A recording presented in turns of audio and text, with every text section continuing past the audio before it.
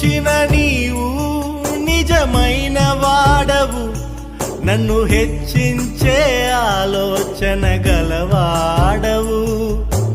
ఏదేమైనను కొనసాగించితివి, నీపై ఆధారపడుటకు అర్హుడవు.